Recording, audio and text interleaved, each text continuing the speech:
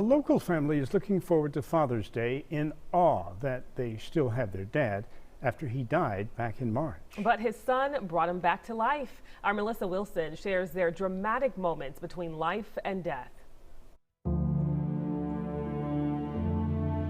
Rick Rogers is a dad of 3 and grandfather of 7. His family still can't believe he's alive and here to cherish this Father's Day. I actually thought he was just playing a joke or something at first, you know, because he was just laying there kind of not responding. And then all of a sudden he just went, and just let his breath out. And I went and I started hitting him on the face. And I said, Rick, I said, this is not funny. You know, wake up, wake up. Nerve-wracking. I mean, I don't know how else to say it. It was a shock of, you know, fear, you know, a whole lot of emotions going through at that point. They called 911 and were instructed to immediately begin CPR. He kept him alive until the paramedics, and of course they had to shock him 17 times before they could even get him into the ICU unit. If chest compressions wouldn't have been initiated by his son, he would not be here today. No doubt in my mind. Rick doesn't remember much from that fateful day, but he sure remembers being shocked back to life. Probably like, you know, a Major League Baseball player with a wooden bat taking a swing and hitting you right about here. Or maybe 2 big electrical wires and touching them together.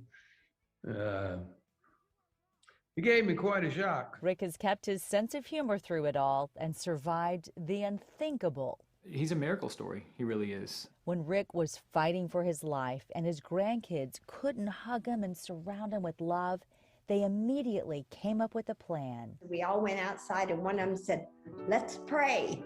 And we went out into the yard and we just knelt down, held hands, and we just prayed. And it was just a miracle. I mean, they told, you know, us that he had 0.5% of surviving without any brain damage. And it was because of the CPR that got him to the point to where Dr. Herman was the one that actually saved his life from there on, because if he had not performed what he did, then it would never have, he wouldn't be here today. Rick is thrilled and relieved he was referred to Dr. Daniel Herman at Memorial Herman. He and his family believe Dr. Herman is another lifesaver in all of this. Just wanted to thank Dr. Herman and all the medical staff. You know, the nurses were great. You know, the other doctors that all conferred with Dr. Herman. It took quite a team at Memorial Herman to revive Rick.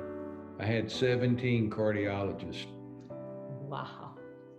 You had a team fighting for you. Yes, I did. Dr. Herman determined Rick had multiple cardiac conditions that spiraled him into sudden cardiac death.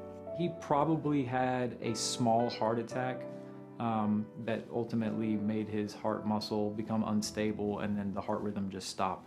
That team performed all kinds of procedures to give Rick another chance, from a heart pump to stent placements to an ablation to stabilize his heart rhythm. No doubt this close-knit family appreciates each other now more than ever. His family's incredible, and they were at the bedside day and night. It was touching. And when we saw him getting up, and after he had been bedridden for 10 days, I have a video of him standing up and walking to the door in the ICU.